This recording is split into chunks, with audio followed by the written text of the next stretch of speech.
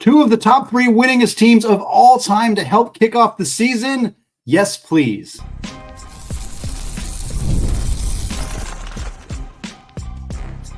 You are Locked On College Basketball, part of the Locked On Podcast Network. Your team every day. What's up, folks? Happy Friday, and welcome into the Locked On College Basketball Podcast, the only daily national college hoop show out there, part of the Locked On Podcast Network, your team every day. We are your co-hosts. I am Andy Patton. He is Isaac Shade, and you are joining us at the place to get your college basketball content every single day, Monday through Friday, 5 days a week, 52 weeks out of the year. We are so excited to bring you some previews here for the first weekend of the 2024-25 college basketball season. Folks, want to thank all of you who are everyday listeners, those of you who have hung out with us throughout the offseason. Give a special shout out to those of you hanging out with us on the Locked On College Basketball Discord channel as well. If you want to join, there is a link in the show notes. It is free, talking college hoops all the time over there. Today's episode is brought to you by FanDuel. Folks, you can start the season with a big return on FanDuel. New customers can place a $5 bet, and you will get started with $150 in bonus bets if your first $5 bet wins. So visit FanDuel.com today to get started. Well, Isaac, we are previewing a lot of great matchups going on this weekend. There's not a lot going on Thursday as we're recording this right now. There's just not a lot of games that need a lot of attention here. We'll see when the NFL season is over. We'll see some more exciting matchups on Thursday, but they don't really want to compete with Thursday night football. So I think there's only one ranked team in action on Thursday, and that is the Florida Gators, and they are not struggling against Jacksonville as we record this right now. So instead, we want to look ahead to the weekend, and we got some incredible matchups this weekend. Three ranked on ranked matchups between AP top 25 teams. As a reminder, that matches the entire total that we had in the first week of the season in all of the last three seasons combined. This is not something that happens very often where top 50 or top 25 teams, and in this case, all top 16 teams take each other on early in the season. Baylor's doing it twice in the first week, and I don't know if they're regretting their decision, but we will talk about that and their matchup against Arkansas in the second segment. But we do want to start with what is pretty clearly the cream of the crop out of this great slate of games, and that is the Tar Heels of North Carolina, the 9th-ranked team in the AP poll, going on the road, a true road game. Shout out Hubert Davis for going to Fog Allen Fieldhouse to take on the number 1 Kansas Jayhawks. This game is Friday, 7 p.m. Eastern time. It'll be on ESPN2. FanDuel currently has the Jayhawks favored by 8.5 points. And in fact, if you check it out on FanDuel, they have a whole bunch of prop bets for this game as well. So you don't just you can choose to bet on more than just the result of this game, the score. There's a lot of different things on there if you want to check it out. But Isaac, why don't you get us into some of the unique storylines with this incredibly fun matchup between two of the bluest blue bloods in college basketball? Well, Andy, I think that the probably the biggest storyline is what you said off the cold open. Kansas is the winningest team of all time, followed by Kentucky and North Carolina. And this is the 13th time these two teams have played. Mm-hmm.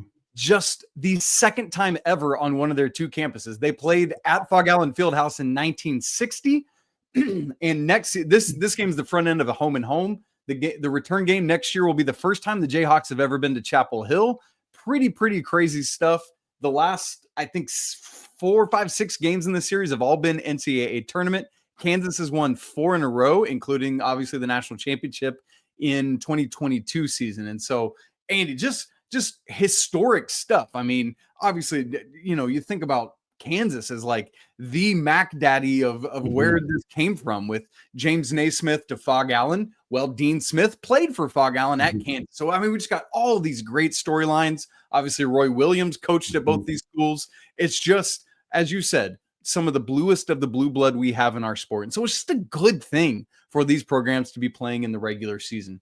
Andy, I think two of the biggest storylines for me both revolve around front court action. And here's why. Both of these schools have a front runner for National Player of the Year. Obviously, Hunter Dickinson for Kansas, who had been leading the way in the FanDuel odds. Now he's dropped a little bit. Cooper Flagg's in the lead, followed by a couple other guys. He's down to 3rd or 4th. And then obviously RJ Davis, reigning ACC Player of the Year for the Tar Heels. And we're going to get to see these guys not square off because they won't guard each other except for on some weird switches or something. But we've got that. But then I think probably the biggest storyline, Andy, is how much this offseason we talked about Carolina's failings in trying to land a front court transfer player. And so ultimately now we're going to see, can the amalgamation of Jalen Washington, Jalen Withers, and Vanderbilt transfer Van Allen Lubin hold their own against Hunter Dickinson? And can Carolina cause any mismatches of their own? Because Kansas is going to have to guard that as well. So that's probably the thing I'm watching for in this game. Yeah, I would agree. I mean, we see North Carolina not look particularly dominant in the front court against Elon. And obviously now they have a matchup against a significantly more formidable front court for Kansas with Hunter Dickinson, as well as KJ Adams, as well as Flory Badunga, who had a fantastic debut coming off the bench for the Jayhawks. And I think, that combination of front court talent for this Kansas team, when compared to a fairly inexperienced group who didn't impress all that much in their first game of the season, I mean, I think you got to look at that as being the potential catalyst for a Kansas win. I mean, obviously they're at home too, and they're the higher ranked team, so they're going to be favored. They're favored at FanDuel. Most people are going to expect them to win, but I think if they are to win, that's going to be what does it. On the flip side, of course, North Carolina has one of the most prolific scoring guards in the country in RJ Davis. He can single-handedly win you basketball games. They have a pair of incredibly exciting freshmen in Drake Powell and Ian Jackson. And I think a fun storyline in this game is these four freshmen between the two teams, none of them who are projected to start in this game. We mentioned Flory Badunga. They also have Riquise Passmore for Kansas, kind of seeing how those four freshmen look in their first really big time game action against a marquee opponent. I think that's kind of maybe not the top of the list of sort of intriguing storylines, but something that I am going to be watching when taking in this game. But I think ultimately it's going to come down to the front court. And to an extent, it's going to come down to how Kansas potentially attacks RJ Davis. Yes. Do they put a bigger guard on him, somebody like Rylan Griffin? Do they put Diggy Coit on him, who was in the starting lineup for Kansas, who is much closer to Davis's size, but who would probably struggle more to defend RJ Davis than somebody like Griffin, who's 6'6" and is going to have a better ability to keep him in front of him just simply because of that massive size differential. I think that's a big part of this game too, because again, whoever's guarding Davis, that's going to leave Elliot Cadeau. That's going to potentially leave some of the other guards for this team as well. So Kansas may have the advantage in the front court, but this is a really, really good Carolina backcourt. And I think they could make some mismatches there too. Absolutely. And Andy, we've seen this preseason, the emergence of both Elliot Cadeau and Seth Trimble. And, that is a possibility for the Tar Heels to just kind of run around like a bunch of little maniacs doing work on. But, you mentioned Rylan Griffin. Let's remember he transferred from Alabama, who beat North Carolina in the Sweet 16 last year. Rylan Griffin was kind of causing some of the issues that RJ Davis had in that game. That was the only game in the entirety of last season that RJ Davis didn't make a 3-point shot. And a lot of that had to do with Rylan Griffin's defense. So really curious to see how Bill Self doles that out. You think about DeJuan Harris as well. He's 6'2", but for these three Carolina guards starting at 1, 2, and 3, RJ Davis, 6 foot, Elliot Cadeau, 6'1", Seth Trimble, 6'2", 6'3". And so they're going to have to find ways to offset that. Yeah, and I think that's going to be a really interesting part of this game. I think I'm also intrigued on the wings too. We didn't even mention AJ Storr, and I think, in the offseason, for folks who listens to the show throughout the offseason, we wouldn't have projected that we would be this far into a preview of this game without talking about AJ Storr, but he's not in the starting lineup. He didn't do a ton in that first game for Kansas. They didn't really need him to, but it doesn't seem like he is necessarily going to be that projected, maybe the leading scorer, maybe the Big 12 transfer of the year, in that conversation. He's not. I mean, obviously it's only one game, so we don't want to make any sweeping conclusions after Kansas beat Howard, but he's not starting. Diggy Coit started.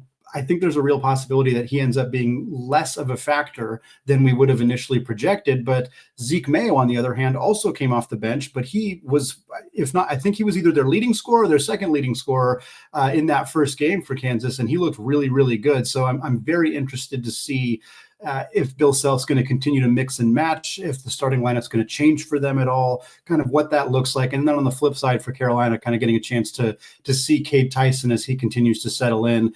Certainly not as marquee of a name in the transfer portal as AJ Storr was, but a player who projects to fill a really valuable role for Hubert Davis's team as he gets kind of comfortable with being that small ball four, sharp shooting player that I think they're going to really need him to be for this team to have the level of success that they're hoping for. And combining those two last things that you just mentioned, Andy, in the same way that Kansas didn't necessarily go with the starting lineup we thought. And I don't think either of us thought Diggy Coit would have been in that starting lineup. Yeah. You talked about Cade Tyson. We expected him to be North Carolina's starting four, and he wasn't. Instead, it was Jalen Withers. And so I'm really curious to see both of these starting lineups. Will these coaches switch it up again, or will the starting five that we saw on Monday night be who they roll with tonight? Andy, one quick other character we haven't mentioned that I think plays a critical role this game is a sign that says, "Pay heed all who enter, beware of the fog." And Andy, you mentioned those freshmen with Drake Powell and Ian Jackson. I think a lot of the upperclassmen for North Carolina are used to these type of environments. But man, in the same way that like Kyle Field is a 12th man for Texas A&M in football, Fog Allen, man, is that crazy sixth man for Kansas. And so how will in particular, good grief, these Carolina freshmen navigate what we project, of course, to be a crazy environment inside the Fog on Friday night. So going to be an electric game and set up the first of three, as you said, Andy, top 16 AP matchups this weekend, because Saturday features a pair of ranked games, back-to-back doubleheader on ESPN, both taking place in the great state of Texas. My wife would want us to all know that it's the greatest state in the nation, whatever, fine. But we're going to give you our thoughts on Baylor, Arkansas, and Auburn, Houston coming up in just a second. Right after I tell you about LinkedIn. Hey, when you're hiring for your small business, you want to find quality professionals that are right for your role. That's why you got to check out LinkedIn Jobs, which has the tools to help find the right professionals for your team faster and for free. And they're not just some job board like you might regularly find. LinkedIn helps you hire professionals you can't find anywhere else, even people who might not be looking actively for a job, but they might be that perfect role if you can pitch it to them. In a given month, over 70% of LinkedIn users don't even visit other leading job sites. So if you're not looking on LinkedIn, you're looking on the wrong place. Instead, you need to hire professionals like a professional on LinkedIn. And they know at LinkedIn that small businesses like maybe yours are wearing so many hats, and you might not have time or resources to hire well. And so that's why they're constantly finding resources and methods to help you do this easier. For example, they recently launched a feature that helps you write job descriptions to help make this more efficient for you. So go ahead, join the 2.5 million small businesses that use LinkedIn for hiring and post your job for free at linkedin.com/lockedoncollege. Again, that's linkedin.com/lockedoncollege to post your job for free. Terms and conditions apply. Andy, I love that since we have these three games, they're a little bit spread out and not all on Saturday, as often seems to happen during the regular season. So we get all that gloriousness in Lawrence, Kansas on Friday, but then Saturday, as you're starting to wrap up some of your football action, we get Baylor, Arkansas at 7:30 Eastern time, followed by Auburn, Houston at 9:30 Eastern time. So let's start and take these both in chronological order here. Andy, you mentioned it earlier. Number 8, Baylor, has already been part of one of our 4 ranked matchups this week as they played the Gonzaga Bulldogs on opening night. And thankfully for them, this was a very, very late game, and not as many people as would have otherwise seen it did, because my goodness. And so they now take on John Calipari in his second game as the Arkansas head coach. The Hogs are 16th in the nation. This game will take place in Dallas at American Airlines, where the Mavs play Saturday, 7:30 Eastern on ESPNU. We don't yet have the FanDuel line. Andy, KenPom has it Baylor -1. What do you make of this game? Yeah, it's funny. Both these teams didn't play particularly well in their first game. I don't think so, yeah. Arkansas gets a 16-point victory because they played Lipscomb, whereas Baylor gets a 38-point loss because they played Gonzaga. And yet on this, Baylor in their game had 11 assists and 12 turnovers. Arkansas in their game had 10 assists and 12 turnovers.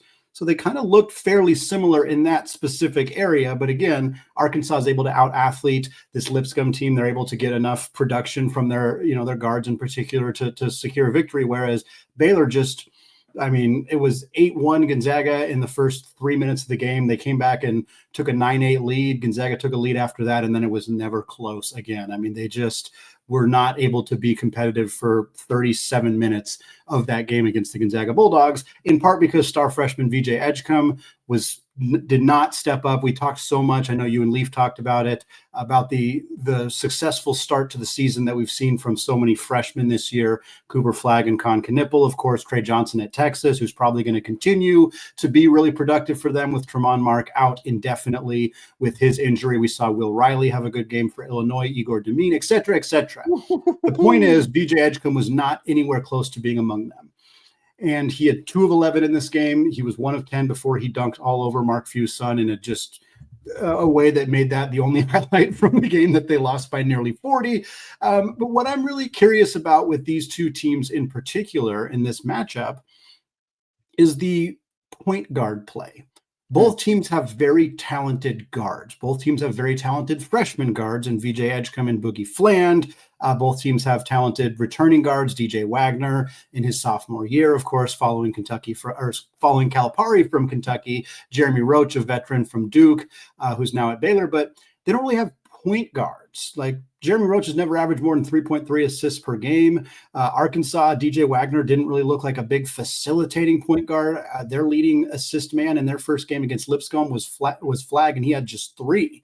And considering both these teams had more turnovers than assists, it feels like that point guard position is going to be a key factor for both of them all season long. And so for me, when watching this matchup, that's something I'm going to be looking for. It's worth acknowledging Rob Wright, the backup point guard for Baylor, who came off the bench, true freshman. He had 6 of Baylor's 11 assists. So if you're looking for somebody who's going to distribute and facilitate for Baylor, that's probably going to be your guy. But it's going to be a storyline, I think, for both these teams going forward this season. Andy, something I'm really watching for is part of what made Miami so good with Norchad Omier is that he was the 5, even though he's a little undersized. Yeah. One of the things that happened on Monday is that Langston Love wasn't able to go for Baylor. And I think because of that is why you saw Josh Ojanua in the starting lineup. I don't know if they would have switched those. Obviously, they're different positions, but I think that Scott Drew might have gone 4 guards and Omier if Love was ready to go. And I don't know how, you were talking backcourt. I'm curious to see how Baylor looks if they can go 4 guards and Omier. I think that might make them a little bit more deadly. And is one of the things you and I talked about in our live reaction that night, as well as besides just the spacing for the bigs, not having Love out there also hurts their 3-point shooting, where they went just 3 for 21 in that game. And I think we probably both think, unless you disagree, and if so, please push back, that Baylor is an infinitely better shooting team than that. Yeah. But the thing is, they're going to need to be, whether they truly are or not. We're going to have to see that from them. And I do want to say too, I remember, you mentioned Leaf and I's conversation on our Wednesday show. One of the things Leaf said was that game was more about Gonzaga than Baylor. Thinking more on it, I wish I had pushed back on that a little bit, because I do think that Baylor just didn't look great on Monday night, right? And that's to take nothing away from Gonzaga, because I think there was so much of that game about Gonzaga. But I say that to say Baylor needs to look a lot better than they did on Monday night, or else Scott Drew's going to be bemoaning having played both of these games. Yeah, I agree. And I something I'm really curious about. I think this Arkansas team is going to be a very good offensive team, and Baylor did not look good defensively against Gonzaga. They gave up 101 points. And I think the shocker in that game was how not good their offense looked. And I think their offense is going to rebound. I think a lot of the offensive struggles were forced by Baylor. Not to say Gonzaga's defense is bad, but I don't think Gonzaga's defense is as good as holding Baylor to 63 points. I think Baylor had a lot to do with that. And I think that they're going to need to look better on that end of the floor, or else they're going to be going 0-2. And I think a big part of it is going to be what Norchad Omier is capable of doing, and what he's capable of doing against, guys like Jonas Adu, who only played 7 minutes for Arkansas in their first game, or against Big Z's Zvonimir Ivasic, who had 12 points and 3 blocks in 21 minutes. I think it'll be interesting to kind of see that battle between Omier and the bigs for Arkansas. And I think that's going to create be a big factor in terms of the outcome of this game. Because, yeah, you're right. Baylor, if they look better and lose, Scott Drew's going to be okay with it, even if it probably pushes them way out, maybe even out of the top 25 altogether. But they are going to be a lot happier if they get a win, especially with that game being in Dallas. Yeah. Andy, I realized we didn't make a pick in the Kansas-Carolina game. Give me the Jayhawks in that one. I'm imagining that's probably where you're going as well. What do you see happening in this game? Just briefly, because obviously we need to get to the nightcap. But yeah, I'm going to say Arkansas. I know Ken Palm's lines got Baylor by 1. I'm going to say Arkansas, and I'm going to say it's close. Give me Arkansas by 5 or 6. I think Baylor's going to be good by the end of the year, but frankly, they're not right now. And I think Arkansas is going to get better as the year goes on, but I think that they're going to be more prepared to win this basketball game than Baylor. And I think it's surprising to say that, especially for a game in Dallas. But yeah, I think the Hogs are going to take this one. And I think that's the way to say it. I would not be surprised if Baylor won, but I think the lower risk thing is to say Arkansas is more ready, as you said. I think that's a great way to put it. Andy, let's go to the nightcap here. Auburn, 11th in the nation, taking on 4th-ranked Houston. This game is also in the state of Texas, but at the Toyota Center, home of the Rockets. 9:30 tip on ESPNU. That probably means it's going to start on ESPN News. And Ken Palm has it Houston -2. Look, here's the thing. As opposed to the two teams we just talked about, neither of whom played great in their opening game, these two teams dominated their opening game. I was on Locked On Auburn earlier this week with our friend Zach, and I said, this might be a tough game for the Tigers. Vermont has won the American East, or at least a share of it, every year. I think the last time they didn't was like the 14-15 season. Andy. It's insane. And then Auburn just blitzed them. Houston crushed Jackson State. The ghost of Deion Sanders was embarrassed by it. And so, this should be a phenomenal basketball game. Yeah, agreed. The fact that Auburn beat Vermont by 51 points, and of these two teams, that is not the highest margin of victory. The fact that Houston's win over Jackson State, who is admittedly a worse team than Vermont, I don't. That is true. But the fact that Houston won by 57 and Auburn won by 51 is just absurd for these two teams. But yeah, you're absolutely right. Both these teams look great. There was very little to even nitpick about any performance from these two teams. And again, I think you feel better about it if you're Auburn simply because you played a better team, but you can't feel bad about Houston beating a bad team by 57 points because, they held Jackson State to 13 points in the first half. That's just it for any team. Even to do that to an NAIA school, to hold an NAIA school to 13 points and a half is crazy. To do it against a D1 team is insane. Both these teams are fantastic. Janai Broome didn't even do all that much for Auburn in that game. They didn't really need him to. Nobody on the team played more than 22 minutes. So trying to really gauge anything from those performances, I think you give a shout out to Miles Kelly, who had 21 points on 7 made 3-pointers coming off the bench. That is just insane levels of production for him. But it's worth pointing out that Houston did not have Javier Francis, their starting center. And as of right now, as of this recording, we do not know if he is going to play. And to me, that's the storyline. That's the storyline. I probably I do favor Houston. Big part of that is the fact that they are going to be in a home environment playing in Houston. But if Houston does not have Francis against Janai Broome, that is a pretty big storyline for this matchup that could lead to an advantage for Auburn potentially.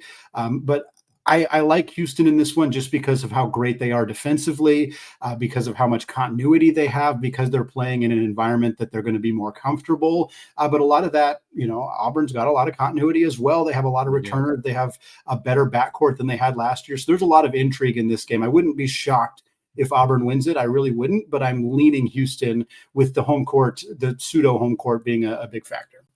Andy, here's what I'm watching. Okay. When you think Bruce Pearl, you think offense, you think run and gun, you think bombing from 3. Last year, the Tigers had their best defensive efficiency of the Ken Palm era, finishing 6th in the country. Coming into this year, I think they will be even better. Last year, we finished with with Houston and Iowa State 1 and 2 in defensive efficiency at Ken Palm. Guess what? Iowa State has just been bumped down to 3rd. You know why? Because Houston is 1st. And Auburn is 2nd in the nation in defensive efficiency. So this is a matchup of according to Ken Palm, top 2 defensive teams in the nation. But by the way, Auburn is 3rd in offensive efficiency and Houston is 4th in offensive efficiency. So Houston, who's known for their defense, is equally as elite, according to KenPom, defensively. And Auburn, who you usually think of as an offensive juggernaut, is equally as elite defensively. Andy, by the advanced metrics, this is like the best matchup we could have in the nation right now. And I know people look at the AP numbers and maybe don't think that, but folks, this is a massive matchup right here at the beginning of the season. Only other thing I'll add is that Milos Uzan, the new guard for Houston, the kind of pseudo Jamal Shead replacement, he had 10 assists in Houston's first game. Jackson State as an entire team had just 8. And as we mentioned previously, Baylor had 11 in their game. Arkansas had 12 in their, or 10 in their game. So Uzan's got more assists than basically all of those teams have gotten in their first game. So something to keep an eye on as he kind of develops into that necessary pure point guard that I think Houston really needs to kind of keep them in that conversation as one of the 2 or 3 best teams in the entire country. Andy, quick pick on this game. Who are you going with? Give me Houston by 8. You know Something what? like that. I'm gonna go the other way. Give me Auburn by 3. Miles Kelly 3 at the buzzer. No. Not Miles Kelly. Let me go Denver Jones 3 at the buzzer. Boom. If Miles Kelly is a 3 at the buzzer, I'm never going to let you claim it because you went away from it. Done. That's great. Well, Isaac, Pat Kelsey and Louisville have a huge opportunity to prove that this program is back in business and could potentially hand an SEC team another early season loss. We're going to talk about that game and a few other games to watch this weekend coming up here in just a second. With Robinhood Gold, you don't need a silver spoon to eat up the financial favors of the 1%. Robinhood Gold allows others to get the rates and perks usually reserved for the high society. Now the resourceful individual with Robinhood Gold can earn the very liberal rate of 4.5% APY on uninvested cash and be rewarded with a handsome 3% retirement boost on an IRA account. Robinhood Gold provides the privileges of a high net worth for any net worth. These generous benefits are now available for only $5 a month. The new gold standard is here with Robinhood Gold. Sign up now at robinhood.com/gold. Terms apply. For product-specific disclosures, visit robinhood.com/gold. Investing involves risk. Rate may change. Gold membership is offered by Robinhood Gold, LLC.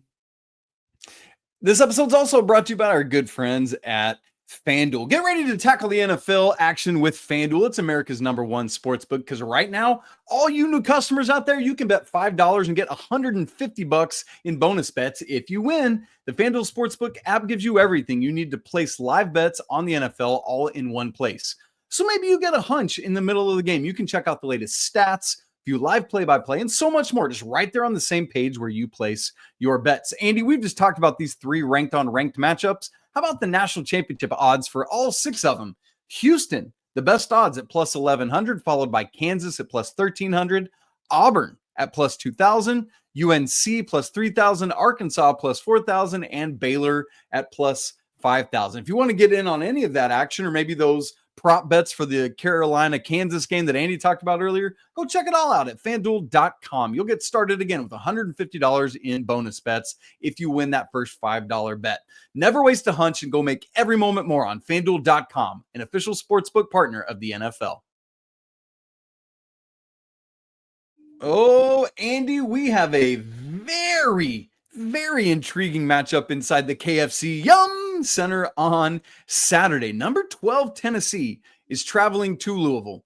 Mr. Patton, had this been last year or the year before, this game would be nowhere near the vaunted place we're talking about it on this show at the top of the 3rd segment. It would be an afterthought. But instead, this game that's at noon on ACC Network, KenPom has the line Tennessee only -1. The Pat Kelsey era is here. Louisville looked infinitely better in their first game, but this is a different monster with Tennessee, my friend. Woo, what an opportunity for these Louisville Cardinals to very quickly announce that they are back. Andy, can they do it? I think they can, and I think Pat Kelsey has had this game circled for a very long time because he knew that establishing quickly that this team is back in that conversation is a vital part of generating momentum, generating fan interest in this new era, generating money. Like, it's going to help so much. And I don't think they need to win this for a lot of that to happen. I think there's going to be a big crowd at this game just because there's enthusiasm around the program, simply because he's a new coach and because there's a new roster and because it's not Kenny Payne who's on the sideline. Like, they're going to sell tickets because of that, in a way where last year they would not have sold tickets to this game. Tennessee would have been in a pretty darn empty arena, and also would have blasted the absolute doors off of Louisville. But this team is tough to scout against for Tennessee. Like, it's tough for Rick Barnes and their team to kind of figure out, like, who do we expect? They've only played one game together. This is a brand new roster. To me, what I like about this Louisville roster is that it feels like there's a lot of different ways they can beat you, whether it's Kason Pryor, who was great in their first game, whether it's Javon Hadley, whether it's Corin Johnson or Chucky Hepburn or Terrence Edwards. Like, they have enough different ways that they could potentially beat you. And Pat Kelsey is such a dynamic, offensive-minded coach that it's going to be a fun matchup of Louisville's offense and Kelsey's system versus Rick Barnes, and obviously their very prolific defensive sets that they run. But this Tennessee team, they don't have Jonas Adu. They don't have Santiago Vescovi. And yes, they still have Zakai Ziegler. And yes, they brought in Chaz Lanier to kind of help replicate some of the losses of Dalton Connect. But I'm not super sold about this Tennessee team yet. I was a little lower on them in the preseason. They're going to be favored to win even on the road, and I think they probably should be, but I would not be surprised at all if they lose this game, just because playing a new team in a new environment on the road, that's a tough out for anybody. Shout out to Rick Barnes for being willing to play this game, by the way. But yeah, there's a lot of things going against Tennessee in this one. Yes. And, we're going to be keeping our eyes on that shooting, as we talked about following their preseason exhibition game. They shot pretty well from outside against Gardner-Webb, 34.8%, but Zakai Ziegler, 0 of 6 from deep. And they were 8 of 23, but all 8 came from the combination of Chaz Lanier, Jemai Mashak, and Jordan Gainey. So there's going to need to be more than that from the Vols. Also, speaking of, Darlin Stone Dubar, the Hofstra transfer, Andy, has been out for a little bit now with an undisclosed personal reason. Per Coach Barnes, as we understand it right now, it's up to Dubar when he will return to this team. Was on the sideline in their opening game in sweatpants, so we'll see when he is back. Andy, we've also got this weekend in Las Vegas, Lee's Family Forum in Henderson, Nevada, the Las Vegas Hoops Fest. We got a doubleheader Friday night, Santa Clara against Arizona State. That's at 8 Eastern. Unfortunately, it's on Flow Sports. Ken Palm has it Sun Devils -1, followed by a game that I'm very excited for on Friday evening, New Mexico, the Lobos against number 22 UCLA. That's at 11 Eastern. Thankfully, this one moves to CBS Sports Network. And Ken Palm has it UCLA -6, Andy Patton. Yeah, a couple of really exciting games there that I'm excited to see here. For Arizona State, I'm surprised to see them favored against Santa Clara. I think Bobby Hurley's team did not look good in their opening game against Idaho State. They only scored 55 points against that Idaho State squad. They did hold them to 48, so shout out to Bobby Hurley's team for playing good defense. But meanwhile, Santa Clara picks up a nice win over a good team in St. Louis. I think that's a game that the Broncos are going to win. Give me UCLA in the second game again. I think UCLA's team is really talented. I think Nick Cronin's got a better group this year than he had last year, and I think we'll see Tyler Bilodeau step up and play big minutes for them like he did in their opener against Rider. So give me UCLA in that one. But this is a fun slate of kind of West Coast focused games here that I think is going to provide a lot of intrigue for folks who want to watch them on Friday evening. There's going to be another bigger game on Friday evening to watch too, but these will be good ones as well. Andy, let me fly through the rest of the slate that intrigues us, and then maybe just give us each an opportunity to mention one other of these in a line that intrigues us. Arizona State has to turn around and travel to Spokane and play Gonzaga on Sunday evening. That's at 5 on FS1. VCU takes on Boston College on Friday at 6. I think Max Shulga is going to be very pleased with his decision to not transfer to Villanova, by the way, and stay at VCU. Northwestern at Dayton. These Flyers, do not underestimate them just because they lost Daron Holmes. It's a very good basketball team. In fact, Ken Palm has them favored. Michigan and Wake Forest, really intrigued by both of these teams. Great measuring stick. Memphis at UNLV. That's a true road game for the Tigers in Thomas and Mack Arena on Saturday. Saturday also, Boise State at San Francisco, another intriguing kind of mid-major game there. Andy, out of all of those that I mentioned, what do those stand out to you? So I'm going to talk about Michigan, Wake Forest, but I'm also going to mention quickly that the Arizona State Gonzaga game is on ESPN not on FS1. Don't want anybody to try to watch that game and be confused when there's probably a Big East game or some other random thing going on Yeah. on You know what? FS1 during Look, that game. Hand up behind the scenes. That's my fault. I put that in our notes, Andy. Well, the only reason I know it is because Gonzaga's women's team is playing on ESPN2 at noon Pacific time, and then Gonzaga's men play on ESPN at 2. So it's just a 4-hour block of Gonzaga basketball on ESPN. What is a better way to spend a Sunday than that? You'd have to ask somebody else, because for me, that's as good as it gets. But Michigan Wake Forest is the game that I'm most interested in out of this line here. I'm really curious to see how that front court looks for these Wolverines team with Danny Wolf and Vlad Golden, how they handle a Wake Forest front court that we kind of have to see a little bit more. We know Efton Reed is a known commodity, but they lost Andrew Carr. So kind of how does Steve Forbes' team look? Does Omaha Biliou kind of play a big role in that matchup? I think that's a really fun game between two teams that at the end of the year wouldn't surprise me at all if they're both on the bubble and potentially even on the right side of the bubble. So I think we're going to see a close and exciting matchup between those two teams. Yep. Andy, also, while you were talking, I realized where I aired the game on the schedule I was looking at. Right below them is Fairleigh Dickinson at Creighton on FS1. So I just paired the wrong channel to the game above it. So, look, even me, that's usually perfect in everything I do in this entire life. I screwed up for the first time ever, Andy. It's the most shocking thing. Look, in truth, that is the game that most intrigues me as well. So I tell you what, let's get out of here because we're running super long. That's going to wrap it up for us today, folks. Thank you so much. We got so much fun basketball to watch this weekend. I cannot wait.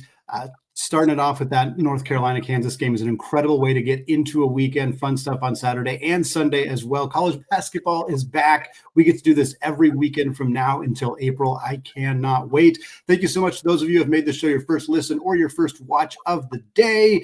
We'll be back with you on Monday, recapping all of these matchups and getting you ready for the next week ahead. Until then, apologies to the Lawyer family. Let's go Wildcats. Plenty of them in action this weekend.